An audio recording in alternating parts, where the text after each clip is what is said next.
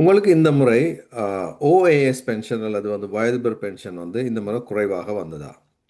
அப்படி உங்களோட இன்கமோட அது சம்மந்தப்பட்டிருக்கிறது உங்களுக்கு தெரியுமா? அதை பற்றி நாங்க பார்ப்போம். அதாவது ஓஏஎஸ் க்ளோபேக் அல்லது ரிகவரி டாக்ஸ் என்றால் என்ன? அது எப்படி வேலை செய்யும்? எப்படி இன்கமுக்கு அது அது சம்மந்தப்பட்டிருக்குன்னு பார்ப்போம். வணக்கம். என் பேர் முருகையா காந்திராம்.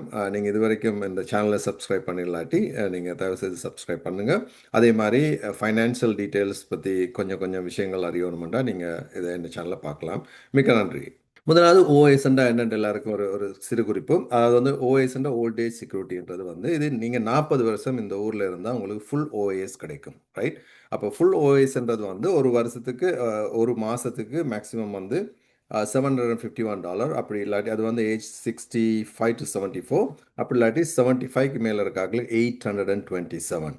இதான் ஓஏஎஸ் மேக்ஸிமம். அதாவது 40 வருஷம் ஒரு ஆள் இந்த ஊரில் ஒரு ஒரு ஒரு பெர்மனன்ட் ரெசிடென்ட்டாவோ சிட்டிசனாவோ இல்லாட்டி ரிஃப்யூஜியாவோ வாட் எவர் இட் இஸ் எந்த வகையில் அவர் இருந்திருந்தாலும் அவருக்கு அது எலிஜிபிலிட்டி இருக்கும், ரைட்? அது முதலாவது விஷயம்.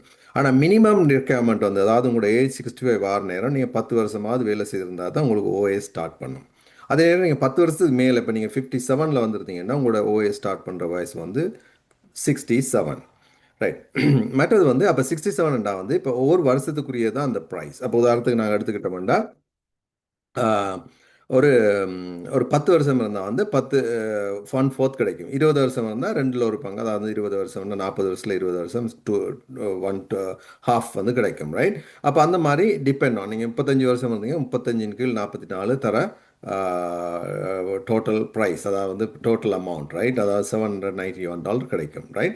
ஸோ இதுதான் ஓஎஸ் கொடுப்பனவு எப்படி கொடுக்கப்படுறாங்கன்னு காட்டுது, சரியா? அதே நேரம் இன்னொரு விஷயம் நீங்கள் உங்களுக்கு ஆல்ரெடி தெரிஞ்சிருக்க ஒரு விஷயம் நீங்கள் ஓஎஸ் நீங்கள் ஃபோர்ட் பண்ணீங்கடா, அதாவது நீங்கள் 65 எடுக்காமல் 66, 67, 68 எடுத்தீங்கன்னா ஒவ்வொரு மாதம் நீங்கள் ஃபோர்ட் பண்ணுறதுக்கு உங்களுக்கு 0.6%, அதாவது ஒரு வருஷத்துக்கு கிட்டத்தட்ட 7.2 ஆர் 12 7.2% கூட கிடைக்கும். அப்படியே நீங்கள் டோட்டலாக நீங்கள் 70 வயசில் எடுத்தீங்கன்னா 36% கிடைக்கும். அதாவது நீங்கள் 70 வயசில் எடுக்கிற நேரம் நீங்கள் பல விஷயங்களை காரணிகள் ஆராயணும். ஓஎஸ் க்ளோபேக் ஒரு விஷயம் ஆராயலாம், அதே நேரங்களில் உங்களோட ஹெல்த்தை பற்றி ஆராயலாம், மற்றது உங்களுக்கு காசு எவ்வளோ தேவைன்ற பற்றி ஆராயலாம். Lot of things involve. உங்களுக்கு நான் என்ன பழமையான வீடியோ பார்க்குறாங்களுக்கு தெரியும். ஒவ்வொரு விஷயத்தையும் வச்சு தான் நீங்கள் உங்களோட முடிவெடுப்பீங்க, இது எனக்கு தேவையா தேவையில்லையாண்டு. இன்றைக்கு கூறப்போட கொஞ்சம் கூட இன்கம் இருக்க ஆக்களுக்கான ஒரு விஷயம், அதாவது க்ளோபேக் அப்படி இல்லாட்டி ரிகவரி டாக்ஸை பற்றி. அப்போ குறைய இருக்க ஆக்களுக்கு இன்கேஸ் இன்கம்ஸ் ரொம்ப குறைவாக இருந்துச்சுன்னா ஓஎஸ் எடுக்கிற ஒவ்வொருத்தருக்கு தான் ஜிஐஎஸ் இந்த கரண்டட் இன்கம் சப்ளிமெண்ட் எப்படி எடுக்கிறன்ற ஒரு வீடியோ ஆல்ரெடி நான் போட்டிருக்கேன். நீங்கள் பின்னால் போயிட்டு பார்க்கலாம். நான் வேண்டாம் கீழே கமெண்ட் செக்ஷனில் போட்டு விட்றேன், ரைட்?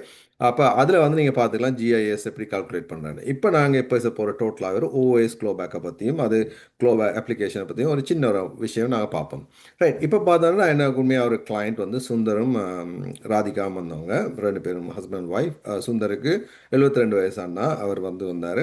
ஸோ அவர் அவரோட இன்ஃபர்மேஷனை டிஸ்கஸ் பண்ணி கொண்டிருக்க நேரம் ராதிகாவுக்கு ஒரு டிஃபைன் பெனிஃபிட் பிளான் ஒன்று இருக்குது. It is coming across our 65 years வரப்போகுது. ஸோ அந்த ரிட்டையர்மெண்ட்டை பற்றி டிஸ்கஸ் பண்ண தான் வந்தாங்க. அப்போ அதே நேரத்தில் அவர்கிட்ட கேட்ட எப்படி அவரோட சுச்சுவேஷனை பார்க்குறேன். அவர் ஓஏஎஸ் எடுக்கலை, அவருக்கு 72 இயர்ஸ். அப்போ கேட்டால் ஏன் நீங்கள் எடுக்கலை? இல்லை அது ரிகவரி இது ஓஏஎஸ் எங்களுக்கு கிடைக்காத என்ன இன்கம் கூடண்டார். சரி பரவாயில்ல, என்ன இன்கம் கேட்டால் 90,000 92,000, ரைட்? அவர்கிட்ட இப்போ 72 வயசுலேயே அவர் வேலை செய்கிறார். ஸோ அப்போ அந்த வகையில் உண்மையாக அவர் திங்க் பண்ணுறது 92,000 அவரோட ஹை இன்கம் அப்படியான்னு சொன்னால் அதை இல்லை 93,000 தானே க்ளோபேக் ஸ்டார்ட் பண்ணுறது. இல்லை 93ல் கூட எனக்கு ஒரு ரெண்டல் ப்ராப்பர்ட்டி இருக்குது, அதில் எனக்கு ஒரு ஏதோ 20,000 ஏதோ வருதுண்டு 20,000 கார்டு சொன்னார், ரைட்? அப்போ அதுக்கு பிறகு நான் அப்படியான்னு சொல்லிட்டு நான் திரும்பவும் அதை அவரோட இன்ஃபர்மேஷனை கூட்டி கழிச்சு பார்க்குற நேரம் நான் ரெக்கக்னைஸ் பண்ணுறேன்னு உண்மையாக அவருக்கு கிட்டத்தட்ட 95,000 தான் வருது. அப்போ 95,000 வார நேரம் அவர் ஏன் இப்போ 93,600 ஓகே சரி ஓகே 2026ல் 95,323 தான்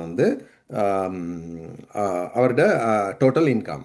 சாரி, இது ரிகவரி டேக்ஸ் ஸ்டார்ட் பண்ணுது. ரிகவரி டேக்ஸ்ண்டா என்னண்டா, முதலாவது நீங்கள் 93,000க்கு மேலே உங்களுக்கு இன்கம் இருந்துச்சுன்னா அந்த இன்கமில் 15% தர மாட்டாங்க. அதாவது 93,323 94 $6,323 இருந்தால் $1,000 உங்களுக்கு கூட இன்கம் வந்துட்டு வைங்களேன். அடுத்து 15% எவ்வளோ வேண்டாம், 15% வந்து கிட்டத்தட்ட $150. அப்போ அந்த $150 டோட்டல் அடுத்த வருஷத்துல டோட்டல் ஓஏஎஸ் உங்களுக்கு கொடுப்பனவுலேருந்து ஒரு $150 கழிச்சிருவாங்க. ஸோ இட்ஸ் அபவுட் $10 தான் குறையும் அந்த $1,000 கூட இருந்தால்.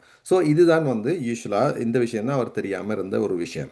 அப்போ அவர் என்ன செய்திருக்காருன்னா இப்போ 70 இப்போ நீங்கள் 65ல் வந்து நீங்கள் அது ஓஎஸ் அப்ளிகேஷனை போடாட்டி அதை என்ன செய்ய மாட்டா நீங்கள் போடாதனால அதுக்கு அப்போ நீங்கள் வேணாமன்ட்டு சொல்லிட்டீங்களா, நீங்கள் எப்போ அப்ளை பண்ணுறீங்களோ அப்போ தான் கிடைக்கும். அப்போ இவர் சுந்தர் அண்ணா என்ன ஆச்சுன்னா அவர் வந்து 72 வயசு வரைக்கும் அவர் அப்ளிகேஷன் போடவும் இல்லை, போடலை. அப்போ அதனால் 70 வயசில் அவங்க ஆட்டோமேட்டிக்கலாக தர மாட்டாங்க. ஏன்னா 70 வயசு வரைக்கும் அவர் 36% அவரோட ஓஎஸ் அமௌண்ட் கூடிடும். அது 36 அமௌண்ட்ன்றது கிட்டத்தட்ட வந்து $1,022 வரும் அந்த மந்த்லி. அந்த 2026ல் அவர் 70 வயசாக இருந்திருந்தாருண்டா, ரைட். அப்போ என்ன நடக்குதுண்டா, இப்போ வந்து இப்போ அவர் எடுக்கவே இல்லை. அப்போ அந்த 1022 நம்பர் வந்து அவர் வந்து 71 வயசில் இருந்தால் கிடச்சிருக்கும், அதில் கொஞ்சம் கழிச்சிருப்பாங்க, ரைட்.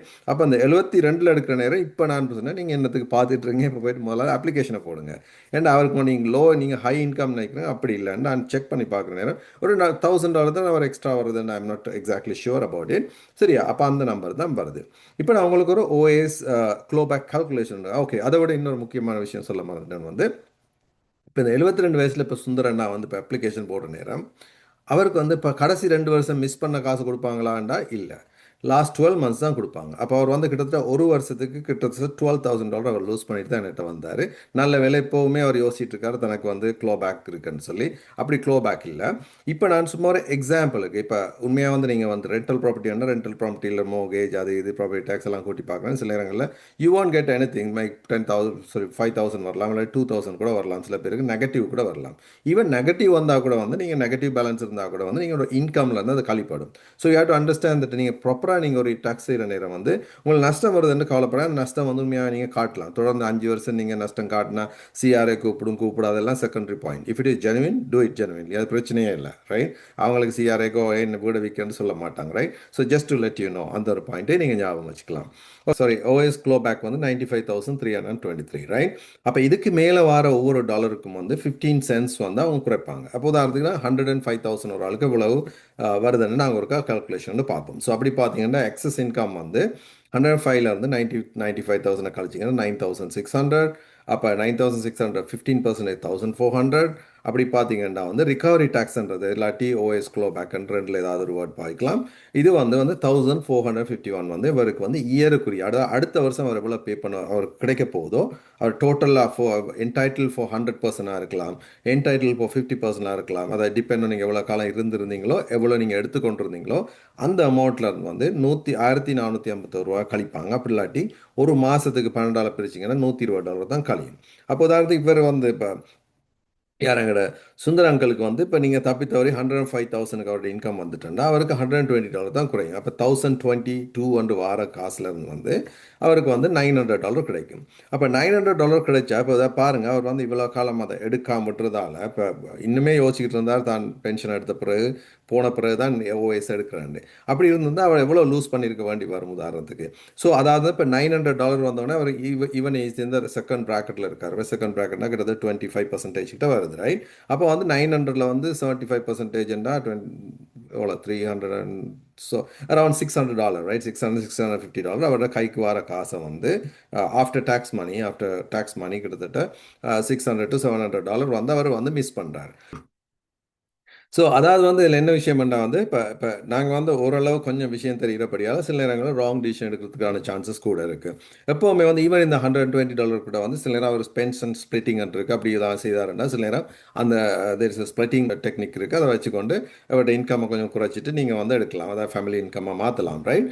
ஸோ இந்த மாதிரி பல விஷயங்கள் இருக்குது. அதே நேரத்தில் நீங்கள் வந்து ஒரு முடிவு எடுக்கிறதுக்கு முன்னால் அந்த அந்த துறைசார் வல்லுநரோடு நீங்கள் கதைக்கிறதால நீங்கள் கொஞ்சம் டீப்பாக தெரிஞ்சுக்கலாம். சும்மா கேள்வி கேட்டு உங்களோட கேள்விக்கு மட்டும் பதில் கேட்காம இந்த சிச்சுவேஷனை சொன்னீங்கன்னா அதுக்குரிய பதில் வந்து இன்னும் அழகாக இருக்கேன்டா. ஒவ்வொரு விஷயம் நீங்கள் ஒரு முழு பிக்சரை பார்த்தா தான் ஒரு சரியான ஒரு அட்வைஸ் பண்ணலாம்.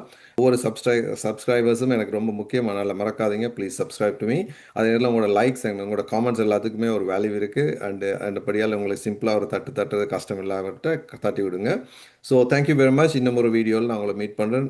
என் பேர் முருகையா காந்திராம். மீண்டும் ஒரு இன்ஃபர்மேஷனோட சந்திக்கிறேன்.